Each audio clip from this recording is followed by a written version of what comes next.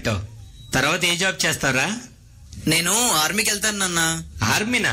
Army ఎందుకురా? ఒక్కగానొక్క కొడుకు, నా కళ్ళ ముందుండే పని ఏదైనా చేసుకోవచ్చు కదా. లేదు నాన్న, నేను దేశాన్ని కాపాడాలనుకుంటున్నాను. రే, ఇక్కడ ఎవడు ఎవరిని పట్టించుకోడరా. నీకెందుకు దేశం గురించి? లేదు నాన్న, నేను వెళ్తాను. నాన్న, నేను భారతదేశం బార్డర్లో చనిపోతే అమ్మ ఒడిలో చనిపోయాను అనుకో. నీకేంట్రా దేశం పిచ్చి పట్టుకుంది? నాన్న, నువ్వు తిడుతుంది కొడుకును కాదు నాన్న, ఎగరబోతున్న జెండాని. అతడే తన సైన్యం, అతడే తన ధైర్యం, తనలో ఆలోచన పేరే నిశ్శబ్ద ఆయుధం. తన మార్గం, తన గమ్యం శాంతం, పొంగే తన రక్తం పేరే పవిత్ర ఆశయం.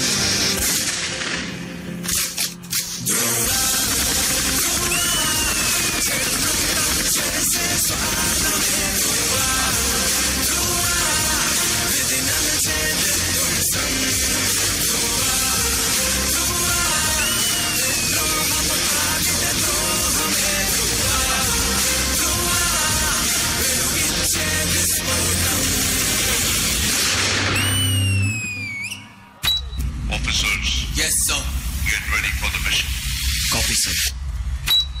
Ready, soldiers. Positions.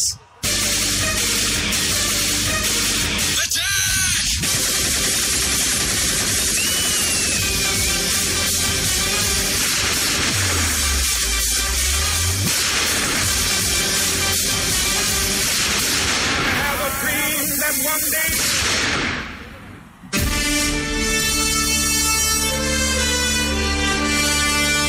జరిగిన యుద్ధంలో షోల్జర్ కార్తిక్ పరిస్థితి విషమంగా ఉన్న కారణం చేత అతని ఇంటికి పంపించేశారు. నానిగారు, మీ అబ్బాయి శరీరం వైద్యానికి సహకరించట్లేదు, వెంటనే ఆపరేషన్ చేయాలి.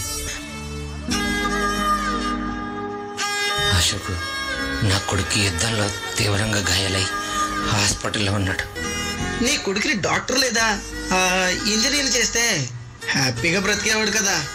ఆర్మీలోకి పంపావు, బుద్ధి లేకపోతే సరే. సర్లే, బోర్డర్లో చేస్తే ఏంటి, ఎక్కడ చేస్తే ఏంటి, దేశం కోసం చచ్చాడనుకో. నీ కొడుకు పెద్ద జవాన్ కదా. అశోక్, వాడిలాంటి వాళ్ళు ప్రాణాన్ని పొలంగా పెట్టడం వల్లేరా మీరు ఇక్కడ ప్రాణాలతో ఉంటున్నారు. వాళ్ళు ఎక్కడ లేకపోతే మనందరం ఎక్కడ వాడు నా దేశం కాపాడుతాను, నా దేశం బాగుండాలి, నీలాంటి వాళ్ళు ఎంతో మంది హ్యాపీగా ఉంటారు నాన్న అని చెప్పి వెళ్ళిపోయాడు. శత్రువు తుపాకి గుండె ఎదురు నిలబడి సమాధానం చెప్పే సైనికుడు రా నా కొడుకు. రే కార్తీక్, నువ్వు ఇక్కడ పడుకుంటే దేశాన్ని కాపాడేవాడు ఎవడరా? రే, నువ్వు వెళ్ళాలి కదా, నువ్వు జవాన్ కదా, నా కొడుకు జవాన్.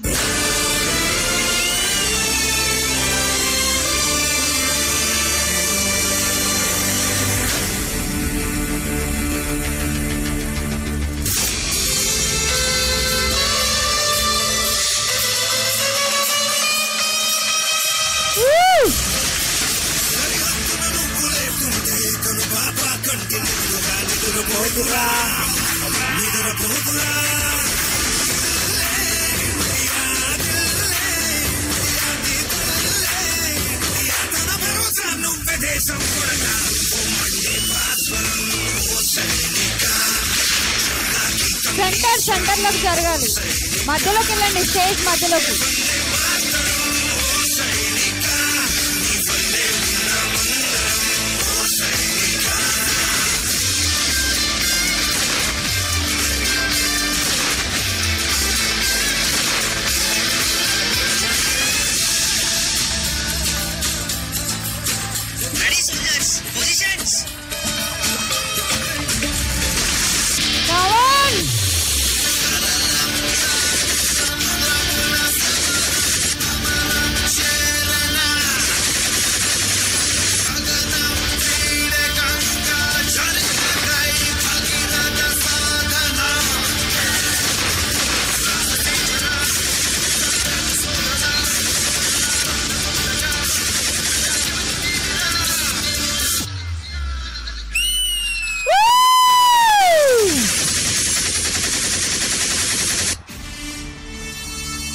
సోల్జర్ కార్తిక్ శత్రు దేశంతో come on everybody claps please. వచ్చేసేయాలి విఘ్నేష్ అండ్ టీం ఎక్కడున్నా